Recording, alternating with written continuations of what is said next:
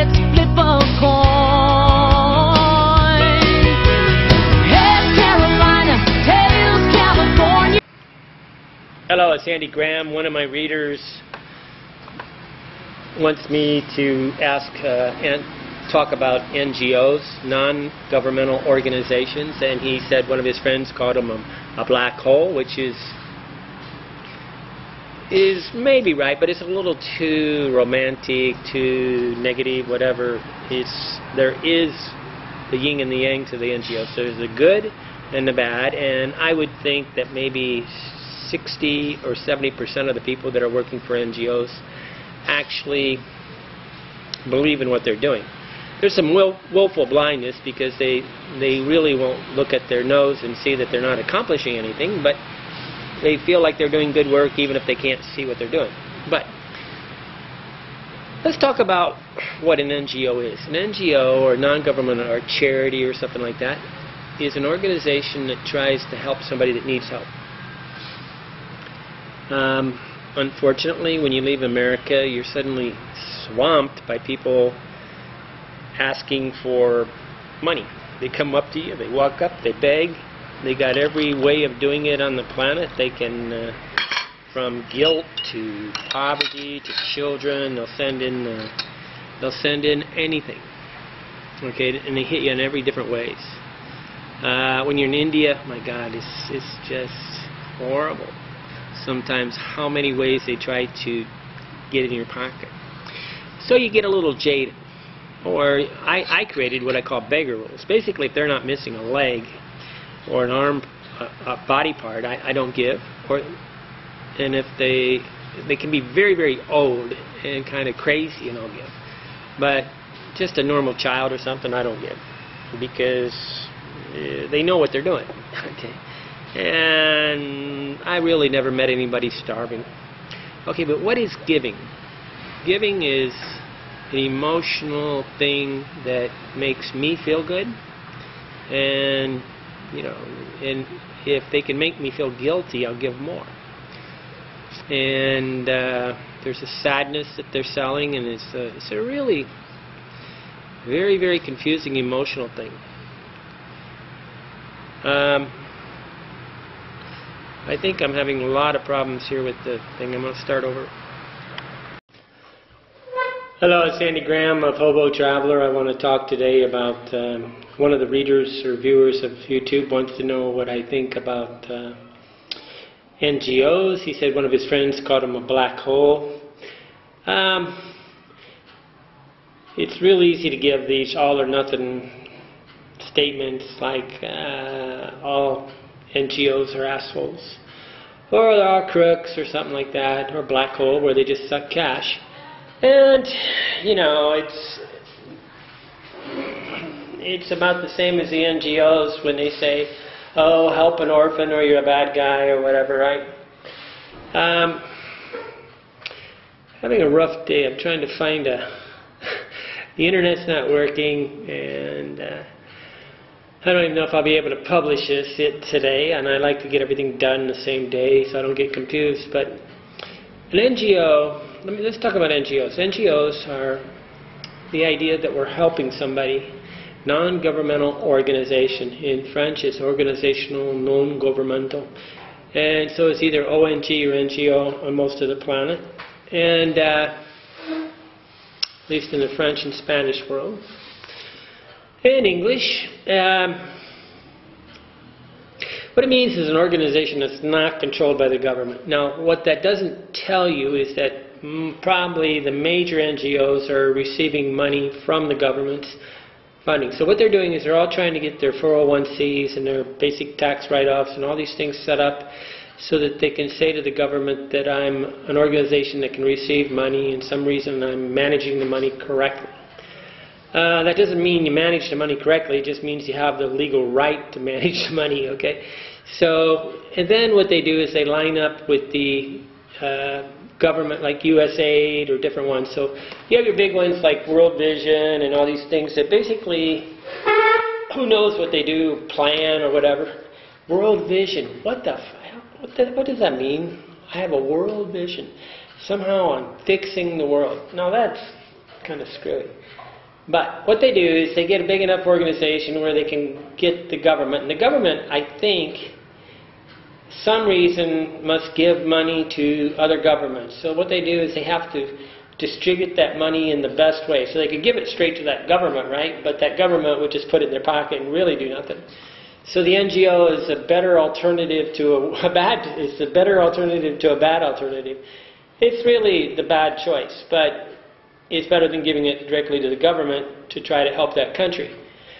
So if you wanted to give, food.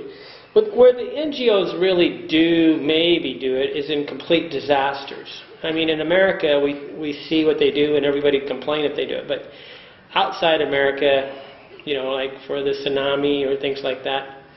So the money comes from the government. I think, as I understand it, it's distributed through the NGOs. I was in Yogyakarta when they had an earthquake. I arrived in Yogyakarta about, Indonesia. About 4 days after the earthquake. It was a 6-point earthquake. Didn't really crack the roads, but the roofs fell in on people and killed a bunch of people. Basically, all the surgeons were leaving. The earthquakes are really traumatic for the first 5 days, and after that, you're either dead or you're alive or you're rebuilding your place. What I did, I talked with this French guy, and he says, we're all lined up at the, the big auditorium over here, and we're waiting for the big money to come. So the governments come, and they make a decision on how they're going to distribute the money into what organization. So all the NGOs, boom, come as a big circuit and line up. Okay, so this is how they're funded. Okay, so I think the actual funding through the people is for the small ones. Okay. And the large ones are really more trying to figure out how to get government and money. So they're not really non-governmental. They're really controlled by things. And then if they're really good, they know how to suck money from normal people. So that's how they're funded. I'm going to break this off into a few videos. That's basically what an NGO is. And their goal is to do good works. Now, what do I know about good works? Well, as a traveler, what you do is every day of the week somebody comes up and they consider you a very rich person in 200 countries on the planet. And so you're the target of all projects, whether it's whatever money they want, whether it's for feeding their children or saving their house or just one extra cash. They come up to you. So my job is always to decipher who's deserving of my aid if I give them. I normally just make it simple, beggars rules. If they don't have a body part missing, a leg or an arm or something missing, I don't give. And if I very seldom give the children. I mean, I've given food, but I'll give food pretty easy, but I won't give money very easy. I give to really old people that are just really beyond the ability to earn money when they're begging. But then the body parts. But we all have to evaluate how we feel about this, and this is the emotional turmoil of an NGO. An NGO is going to pull on some string. The normal ones they pull on is your child, orphans. Everybody's afraid of being deserted by their mother and father, so that's a big one, even though there's not really that many orphans on the planet. They pull on, water, dirty sewer, clean, there's all these things that, you see, it has to be an issue that you relate to. Women's issues, those are big ones, because all these women relate to getting beat by their husband in America, so they want to give it to another country, I guess. I don't know. It's many layers, but I've had to emotionally deal with this every day of my life for the last 16 years of my non-stop travels, because every day somebody comes up to me and pitches the thing. Do you want to give me money? So I can give directly to the person. I used to only just give some coins. Now, if I really believe they did, I may give them $3, $5, $10. I give them enough to basically get a jump because that's the problem, is they don't. The person that's really behind the 8 ball needs to jump out of it, and they need to get off that. But most of them are in it for the long run. There are not very few people begging that are in it for the short run. I always like to wave my hand in front of blind people. They're not always blind, right? You get immune to this. You get relatively jaded, and that's what is special about me, is that 16 years of being pitched by NGOs. And you go to all these countries, there's NGOs everywhere, okay? And they basically don't have the 401cs, and anybody can start an NGO in any country other than America real easy. I think in India there's like 60,000 NGOs. In Vientiane,